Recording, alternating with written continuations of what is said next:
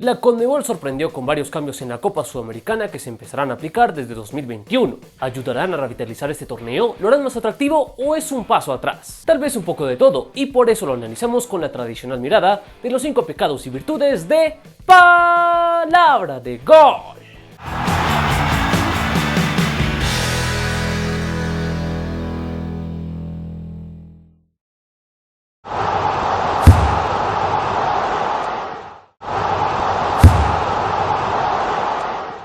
Arrancamos con los pecados y empezamos con el primer gran cambio que tendrá esta copa, que a partir de 2021 se dividirá en 3 fases, una fase preliminar, una fase de grupos y una fase final que empezará de octavos en adelante. Pero en este primer punto nos detendremos en la fase preliminar, o la también llamada fase nacional. Y es aquí los 4 clasificados de las ligas de Venezuela, Bolivia, Perú, Uruguay, Chile, Colombia, Ecuador y Paraguay se enfrentarán en partidos ida y vuelta entre rivales del mismo país, para que así cada una de estas 8 naciones tenga al menos 2 representantes asegurados en la fase de grupos de la Sudamericana. Un cambio que en lo personal creo que trae varios inconvenientes, y si bien Conmebol le pone letra bonita diciendo que será un formato más representativo, a la larga lo que se está haciendo es equiparar 8 ligas en un mismo nivel que por resultados y juego evidentemente no merecen ser equiparadas. Es decir, países como Venezuela y Bolivia, cuyos representantes quedaron eliminados en su totalidad en la primera fase de la Copa Sudamericana 2020, van a tener los mismos equipos que países como Chile o Colombia, que en la presente Copa lograron poner 2 o 3 equipos en la segunda fase de la Sudamericana. Y ni se diga de los ecuatorianos y paraguayos, que han sido más relevantes que muchos a nivel internacional en los últimos años. Así que lo que hace este cambio es poner en el mismo costal a países que aún no se les reconoce los progresos que han hecho, y se sigue premiando la mediocridad de otros países que se seguirán conformando con esta repartición equitativa en lo cuantitativo más no en lo cualitativo. Y continuando en la línea de la disparidad, tenemos este segundo pecado, y es que Conmebol lo ha vuelto a hacer y sigue recompensando de manera exagerada a Brasil y Argentina. ¿Cómo? Pues bueno, como se habrán dado cuenta, en la fase nacional figuran todas las ligas excepto la de estos 2 gigantes, cuyos 12 clasificados, porque sí, hay 6 para cada uno, se saltarán la fase preliminar y saltarán directamente a la fase de grupos, por lo que tendrán que esperar a los 16 clasificados que llegarán de la fase preliminar, más los 4 eliminados de la fase 3 de la Libertadores, para completar el cuadro final de 32 equipos que compondrán esta nueva fase de grupos de la Sudamericana. Es decir, de los 32 equipos que jugarán esta etapa, entre argentinos y brasileños, superan la tercera parte del total de equipos de los grupos. Y sí, es cierto, tienen los equipos más fuertes y sus resultados son innegables, pero aquí el problema es que se mantiene esa disparidad histórica que de por sí ya condiciona a que difícilmente se le escape estos títulos a los equipos de estos países que de por sí ya parten con muchas ventajas. Así que aquí la discusión como tal no es que argentinos y brasileños tengan más cupos, digamos que se los ganaron, pero que tengan 12 asegurados, ya es demasiado. Y lo que se hace aquí es seguir consintiendo a los gigantes y no se les da más oportunidades a otras ligas que han hecho bien las cosas y también merecerían cupos directos en la fase de grupos, por ejemplo, haciendo que esto sea al menos más repartido y no caiga en esa misma disparidad que sigue favoreciendo enormemente a brasileños y argentinos.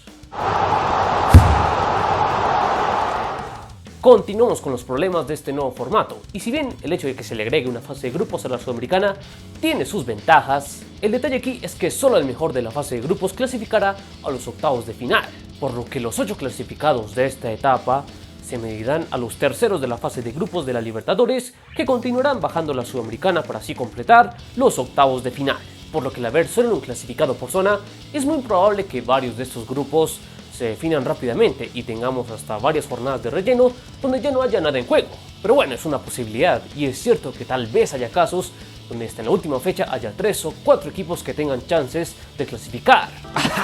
Sí, como si estas cosas pasan. Pero viendo la disparidad que impera hoy por hoy en el fútbol sudamericano, no me sorprendería ver grupos que desde la fecha 4 o 5 ya tengan todo definido. Otro inconveniente que le veo a este nuevo formato de la Sudamericana es que a comparación del anterior, tendrá que convivir casi simultáneamente en su totalidad con la Copa Libertadores. Algo que como tal no es malo, ya que ayuda a ordenar mejor los calendarios y que se den más facilidades en la logística. Pero a la larga lo que esto hace es poner definitivamente en un segundo plano la Sudamericana. Y es que revisando el calendario de competencias de 2021, publicado por Conmebol, a excepción de la final, Todas las fases de los dos torneos se disputarán en las mismas semanas, lo que por consiguiente va a desplazar mucho la atención y la relevancia de esta competencia, que se convertirá definitivamente en un relleno y en un consuelo que tendrá que vivir a la sombra de su hermana mayor. Es cierto que esto ya sucede desde hace varios años, pero por lo menos en el formato anterior, la Copa Sudamericana tenía semanas de atención exclusiva, como sucedía por ejemplo en la segunda fase, que no tenía que convivir simultáneamente con partidos de la Libertadores. Y el último pecado de destacar es que desde una perspectiva, digamos, purista, la Copa Sudamericana perderá esa esencia que la diferenciaba del resto de competencias, y dejará de ser ese torneo que desde el inicio se disputaba mano a mano, lo cual le daba cierta emoción e incertidumbre a todas sus fases, por lo que naturalmente a partir de 2021 veremos menos sorpresas, y para los que disfrutaban el mano a mano, digamos que se convertirá en una competencia más larga y predecible. Pero bueno, es cierto que esto es debatible, ya que probablemente ahora se premie más la regularidad y en la fase final veremos realmente los mejores de esta competencia.